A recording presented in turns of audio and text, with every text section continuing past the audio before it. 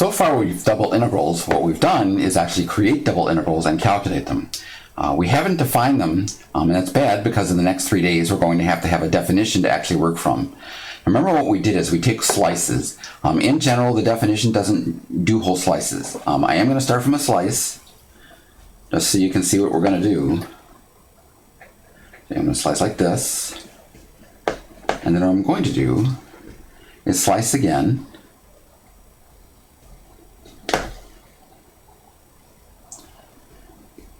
And what I'm going to do, hopefully, is pull out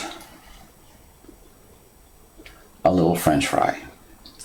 The idea is, what you want is that the small base is very, very small, so the top is almost constant. This should actually parallel what we did in Calc 1.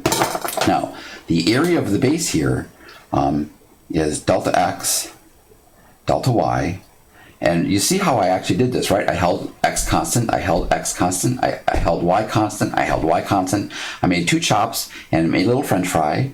What we do with that little French fry is we plug in the bottom point. I'm just going to leave off the subscripts because we're not actually going to use the subscripts much this semester, right? So this is a point on the roof times the area of the base. So this is actually going to be the volume of 1 French fry.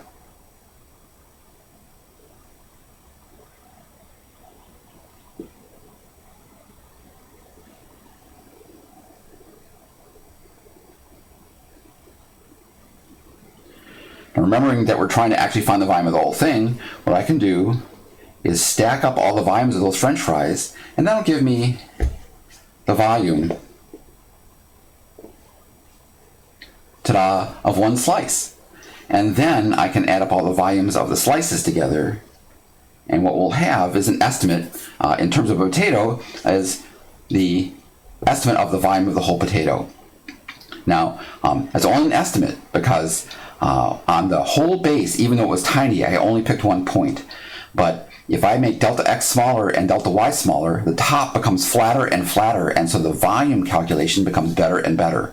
If we want the exact value, we do the same thing we did in Calc 2 and Calc 1. We want to take a limit. Both delta x has to get close to 0, delta y has to get close to 0 like this. And that's going to be our definition of the ordinary double integral.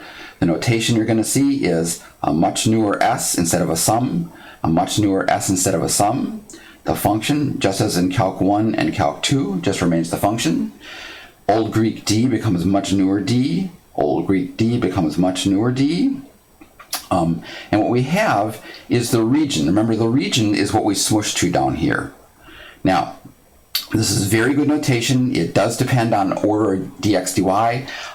Very often you're going to see this kind of notation, which basically says all we need to do is chop up the base into things that have little tiny areas and multiply by something on the roof, and so we actually do get a little volume.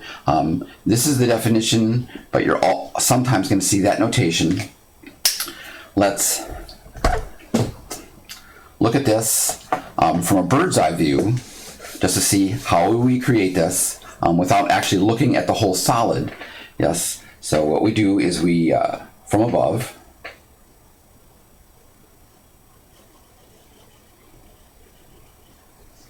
whatever the region looks like, it doesn't really matter, right? What we do is what we did exactly before. We hold x constant, we hold x a slightly larger constant, we hold y constant, we hold y a slightly larger constant, and we create that little rectangle in the middle.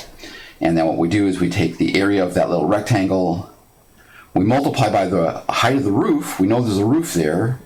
We don't see it when we smush down like this, but you can see that we're creating it the same exact way. The only difference is we're not seeing the French fry, but we actually know it's there because we can't see the roof because we know it's there. So again, just finishing writing up the whole thing. We do get our double integral, but it's very important here how we actually created that little rectangle, believe it or not. And again, what did we do? We held x constant, made a chop, made x a slightly bigger constant, made a chop, hold y constant, made a chop, made y slightly bigger, made a chop, and that's actually how we created those little rectangles. So that's the French fry definition of a double integral, plus the different ways we have of creating it.